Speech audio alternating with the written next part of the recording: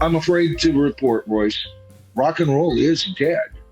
It is kind of dead. Yeah. Yes, yes, it is. In And the water. well, and by that I mean, it's gone the way of jazz. There are still great jazz players. I think what you're saying right? is up and coming rock is dead. The classic rock's as strong as ever. No, the art form will survive. You can think of it like with impressionistic painting, right? There was a period where that was the hottest thing going, and then it went its way because people were experimenting with light and realism a little bit more, that photorealistic kind of painting. The boom is dead. It's dead. It's been dead for at least 15 years, and if I was a little more honest, closer to 20. I mean, a lot of the rock music sounds poppy nowadays, almost electronic, kind of like EMD. Yep. Now, that doesn't mean, for example, you're talking about the Stones album. As Royce knows, I've got great hopes for that album. I love both I've tracks. heard so far it sounds really, really good. Yeah. It's very promising. I've got a lot of hopes for that album. That doesn't mean we're not going to get great albums by great bands, even new bands. But the bloom is off the rose. The younger audience has decided that simplistic is better. That non-thinking, let's write a song to be a hit instead of writing a song knowing it's a hit. You know, like John and Paul looking at each other right into their eyeballs and going, this one will send them, John, right? Because they knew what they were freaking doing. Now they dial up writers, you know, they send files on the internet. What the hell? That's not real. You know? Well, they're trying to find an easy way to make it big. Where back then it was like hard work. They put in a lot of blood, sweat, and tears into writing. But I think a lot of people, well, me including, could say that the Rolling Stones are in my top 5. Definitely with Led Zeppelin, Pink Floyd, and the Beatles. I could definitely say they're a top 5 group. Yeah, I would probably say top 5. I'd probably say that just in its top 5, you know. But I mean, I get hate for saying that I like them more than the Beatles. That's gotten me in trouble in the past. But but it's very, very protective. They're in my top 13. They're not in my top 5, though. Okay, you said it. I didn't want to say it. Michael said it. Go to Michael's channel. Michael, what you call that list? Your pantheon of the. It's called Mount Rock Olympus. I've got 13 bands up there because Satan or Hades needs to be represented, right? The Beatles are Zeus. Led Zeppelin is Poseidon. Pink Floyd is Hades, and because of all the madness, right? And the rest of them, pick your own god. They're all kind of tied in there. But if I was forced to pick a fourth and a fifth, probably yes. And then it would be a toss-up between Queen or the Police. You know? I love the Police. Yeah, that's what I was saying. Yeah. Like I was saying that the Rolling Stones, I was like, I wanted to, if you were just saying 5, then they would be 5. But if you're like talking like the whole spectrum of what I listen to, they'd probably be in the top 10. Right. And I've got another list. I call them the demigod bands, right? At 13 more. And there's about a tissue of greatness between these two lists. All right.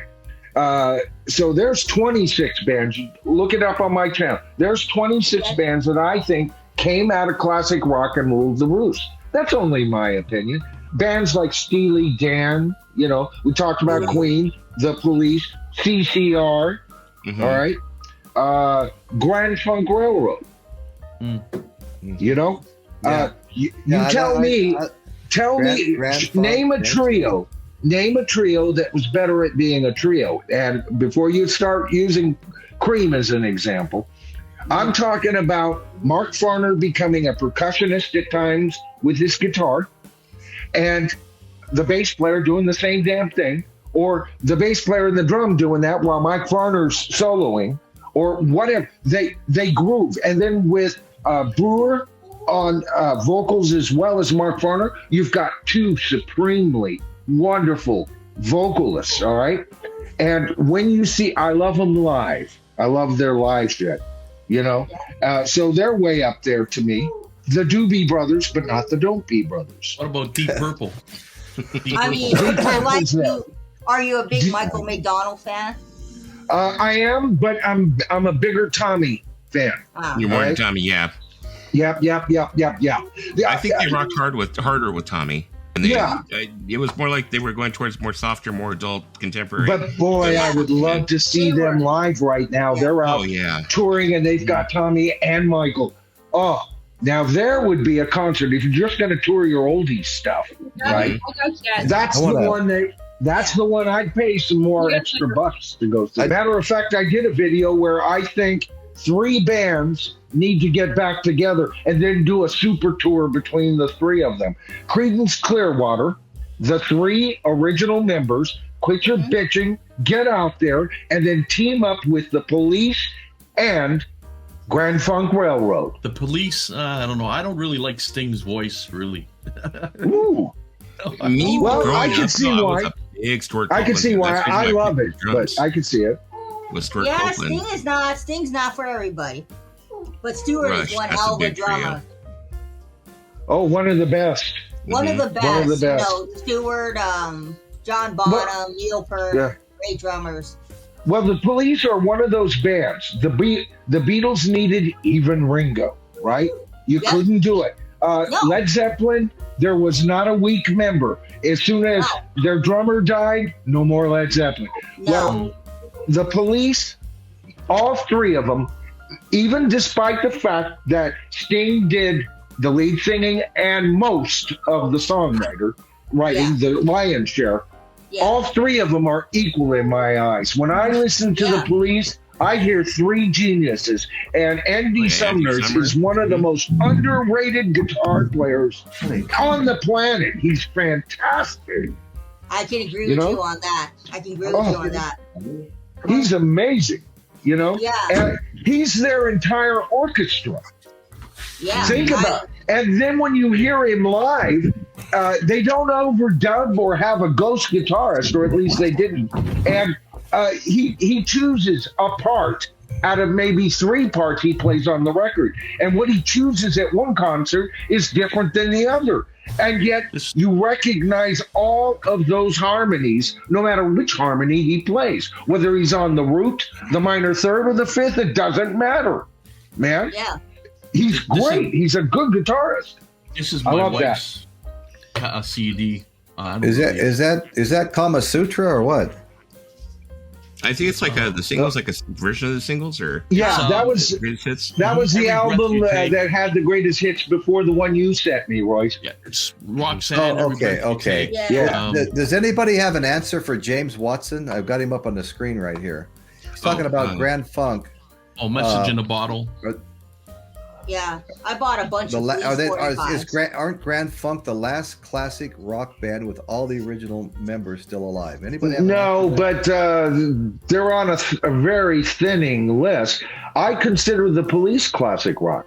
I consider anybody up into and through grunge classic rock for me. So Alice in Chains to me is a classic rock band. But now if you're talking about those who he's probably alluding to back in the day, those guys, that list is really thinning. Michael, it's getting less and less hard for me. I was having a hard time wrapping my head around grunge being classic rock. Yeah. No, but so much time's got, we're talking like 30 years later now. Yeah. Isn't that weird? Yeah. Yeah, if you think about it. It is 30 years later. Yeah, to me, there was the British, and first there was Elvis, right?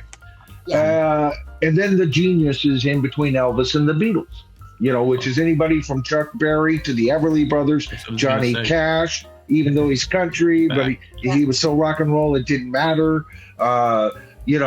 Great Balls of Fire, all of that. And then you had the Beatles. Then you had the arrival. I'll tell you when Classic Rocj started, with the release of Rubber Soul. That's the first rock album created to be just that, an album.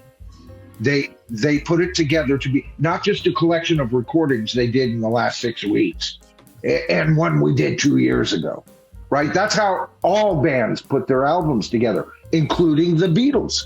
That's how they put their albums together. But Rubber Soul was different. And with that came the event of the album being so identified with classic rock. So classic rock was invented or came to birth. You know, it was in gestation before, right? Mm-hmm. But it came out as a baby with the release of Rubber Soul. Yeah. And so from that time period and to like, I guess he's talking the mid 70s. I'd have to think about that for a while. But you're right. All three of them were there, man. I think even the keyboardists, which I didn't care for them with that, although I loved some of their albums with him. But it just seemed like the band was a little too busy sometimes. Mm-hmm. They worked so well. Royce and I are both big Trio guys. I love Creed. He knows I love Creed. Yeah. And I love trio bands with a lead vocalist, you know, like Led Zeppelin, Black Sabbath. Someone asked me, I think, I didn't catch your name, brother. Who, me? You, yeah. Yeah, Dusty Spins. Dusty. Oh, okay. Yeah, I'm aware. All right. So anyway, you were talking about, you asked me about Deep Purple. Deep Purple may be at number 5 for me, actually, the more I think about it. Not only because they were a great band, all right, all 5 of them. And I'm talking Mark II for me. Yeah. Just surprise. You would think me being the contrarian I am, I'd pick another Mark, but no, they had it dialed in there. And as far as I'm concerned, Richie Blackmore is one of the top 5 guitar players of all time. Right up there, right up there with Jimmy Page, right up there with Jimi Hendrix, right up there with Eric Clapton, right up there with Jeff Beck. Okay, Stevie Ray Vaughan is a good. Oh yeah, he's great, and he's a guitar player. You know, he's fantastic. But Stevie stayed within a genre. These guys established genres. Yeah, you know. Unlike other guitar players, and then we got into the period where I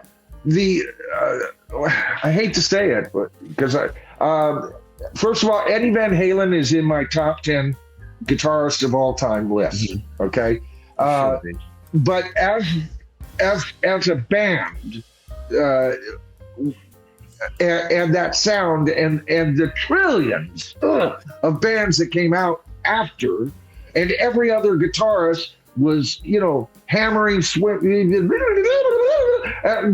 freaking soul go? We got automatron solos, and I was never, ever, and that's my biggest criticism with a lot of the heavy metal out today. You know, it's I learned this new scale, and then alternate Mixolydian right here. And then we'll go back to the Ionic. Bet you didn't figure. Oh, that's arithmetic, man. It became the most notes in the smallest amount of time. Is what it came of. It was the heavy metal today is it's probably safe to say I think one of the first heavy metal band might have been Black Sabbath.